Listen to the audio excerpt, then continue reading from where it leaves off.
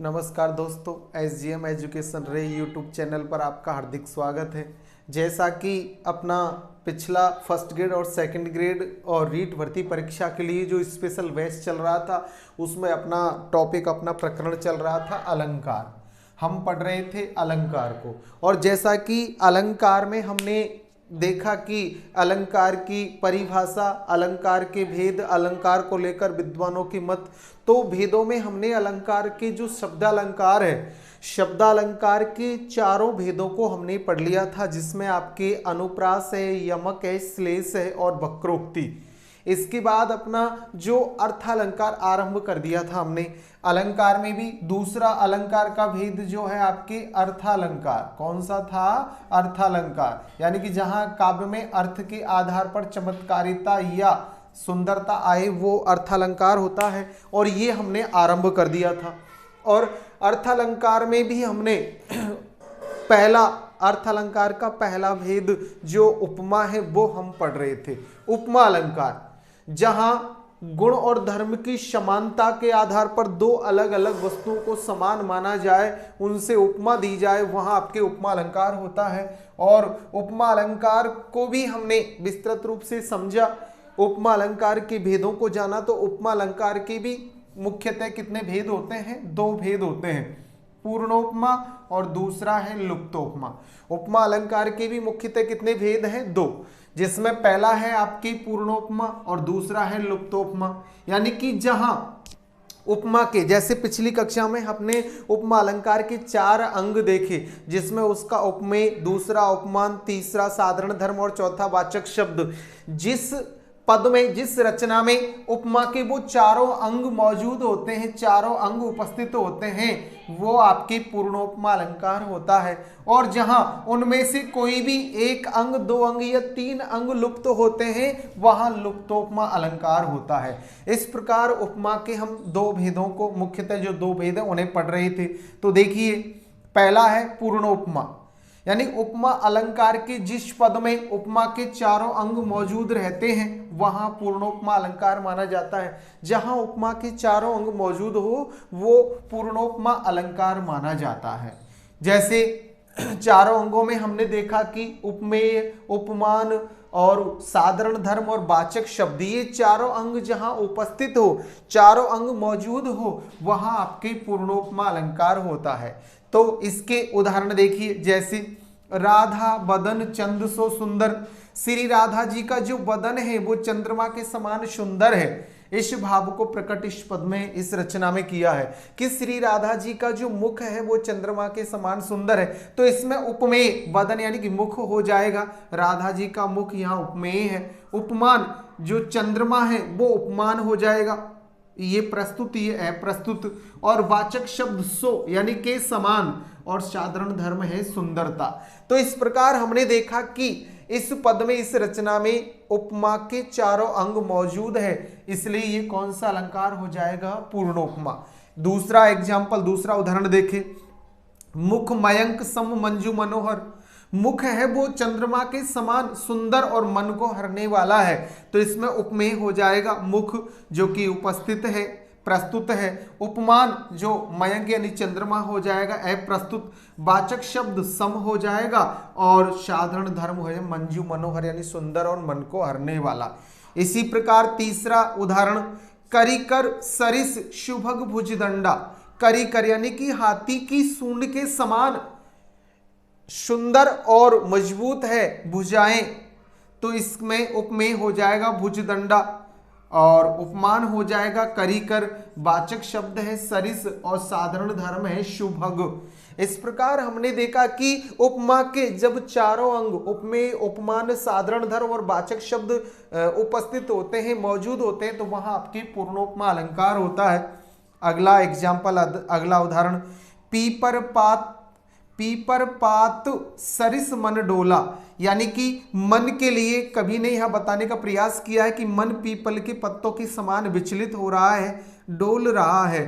तो यहाँ उपमेय हो जाएगा मन और उपमान हो जाएगा पीपर पात और वाचक शब्द सरिस और साधारण धर्म हो जाएगा डोलना। इस प्रकार हमने देखा कि उपमा के जब चारों अंग उपस्थित होते हैं, उपमा के चारों अंग मौजूद होते हैं जिस पद या जिस रचना में, वो पूर्ण उपमा अलंकार होता है।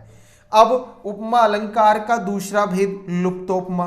तो देखिए लुप्तोपमा अलंकार में क्या होता है, उपमा अलंकार के जिस पद में उपमा के चारों अंगों में से कोई एक अंग, कोई दो अंग या कोई तीन अंग, या तो कोई एक अंग होगा या कोई दो अंग होंगे या कोई तीन अंग लुप्त हो जाते हैं, तो वहां लुप्तोपमा अलंकार होता है। वहां कौन सा अलंकार होता है, लुप्तोपमा।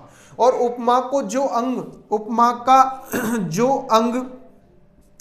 का जो अंग लुप्त रहता है उसके आधार पर पुनः इसके चार उपभेद कर दिए हैं। जैसे कि उपमा का कोई सा भी अंग उपमेय लुप्त है या उपमान लुप्त है या वाचक शब्द लुप्त है या साधारण धर्म लुप्त है, जो भी अंग लुप्त है उसी के आधार पर फिर लुप्तोपमा के चार भेद और उपभेद और कर दिए हैं। तो देखिए पहला उपभेद है आपके उपमेय लुप्तोपमा, यानी कि जिसमें उपमेय अंग लुप्त हो वो उपमेय लुप्तोपमा होगा।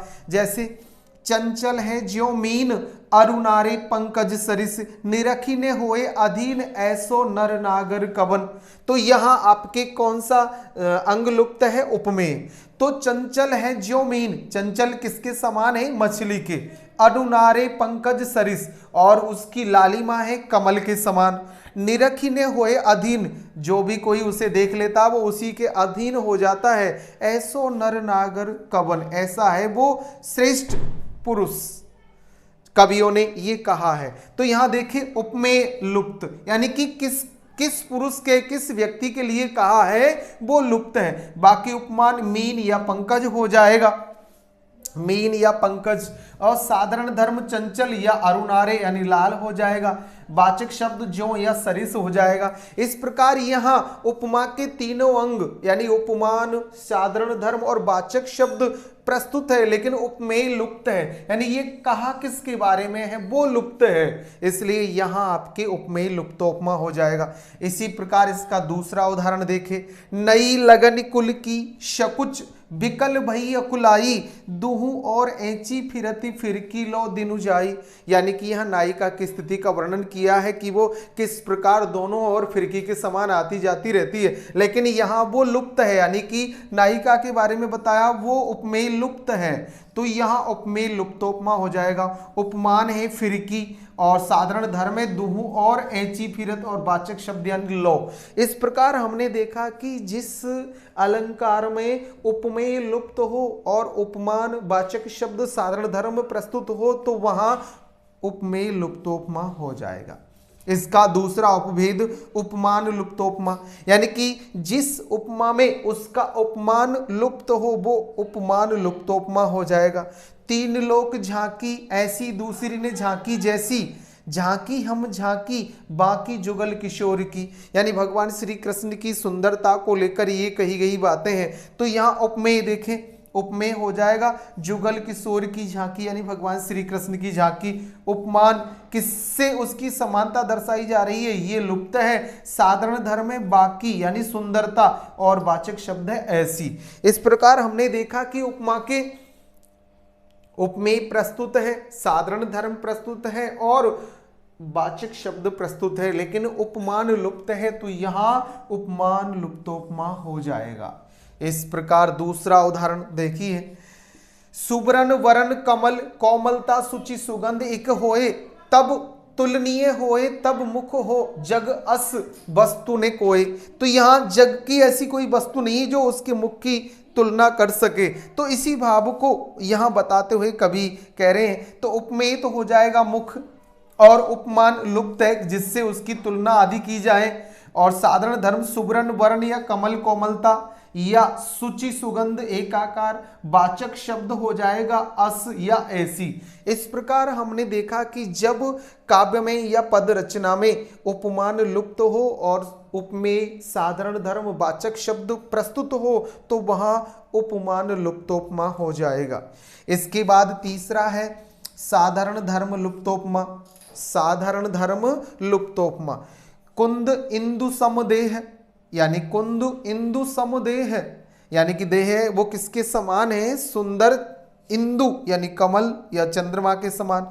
तो यहां देखिए उपमेय हो जाएगा देह, उपमान हो जाएगा कुंद इंदु यानी सुंदर चंद्रमा, और साधारण धर्म लुप्त है इसमें, और वाचक शब्द है सम या समानता। अर्थात किसके आधार पर उनकी समानता बताइए, वो गुण धर्म लुप्त है, इसलिए यहां साधारण धर्म लुप्तोपमा हो जाएगा। दूसरा उदाहरण कोटि कुलिस सम वचन तुम्हारा, यानी कि वचनों को वाणी को किसके समान, करोड़ों वज्र के समान माना है, लेकिन किसके आधार पर, वो समानता गुण धर्म आदि नहीं बताए हैं, तो उपमेय हो जाएगा वचन, उपमान हो जाएगा कुलिस, साधारण धर्म लुप्त है और वाचक शब्द हो जाएगा सम। इस प्रकार हमने देखा कि साधारण धर्म जहां लुप्त हो और जहां उपमेय उपमान वाचक शब्द आदि हो वहां आपके वो साधारण धर्म लुप्तोपमा होगा। अंतिम वाचक शब्द लुप्तोपमा, यानी कि जिस पद रचना में वाचक शब्द लुप्त हो, उपमेय उपमान साधारण धर्म आदि प्रस्तुत हो, वहां वाचक शब्द लुप्तोपमा हो जाएगा। जैसे कुलिस कठोर सुनत कटुबानी, कुलिस कठोर सुनत कटुबानी बिलपत लखन सिय सब रानी। कैकेयी की वज्र के समान कठोर वाणी को सुनकर रो रहे हैं लक्ष्मण और सभी रानियां, तो यहाँ उपमेय कटुवाणी यानी कड़वे वचन हो जाएगा, उपमान यानी कुलिस यानी वज्र के समान, साधारण धर्म यानी कठोरता उसके गुण आदि बताए, लेकिन वाचक शब्द सम सा सी इव तुल लो सरिस आदि लुप्त होने की वजह से यहाँ वाचक शब्द लुप्तोपमा होगा। और अगला उदाहरण शरद सरोरुह नैन तुलसी भरे स्नेह जल, तो यहाँ शरद सरोरुह नैन तुलसी भरे स्नेह जल, इसमें भी आपके वाचक शब्द लुप्त हैं। उपमेय नैन हो जाएगा, उपमान सरोरुह है और साधारण धर्म यानी शरद और वाचक शब्द लुप्त होने की वजह से यहाँ वाचक शब्द लुप्तोपमा हो जाएगा। इस प्रकार हमने देखा उपमा के मुख्यतः जो दो भेद हैं उनमें पूर्णोपमा और लुप्तोपमा को हमने विस्तृत रूप से समझा। समझने के बाद भी अगर कोई समस्या कोई कठिनाई है तो कमेंट्स के माध्यम से बताएं। इसके बाद हम उपमा के जो अन्य भेद जो माने जाते हैं या इसी के समान अन्य अलंकार भी उनको माना जाता है विद्वानों द्वारा, जिसमें मालोपमा या उपमेय उपमा है, उसे हम अगली कक्षा में विस्तार से पढ़ेंगे। और लाइक शेयर और सब्सक्राइब जरूर करें। अच्छा पढ़े आगे बढ़े। धन्यवाद।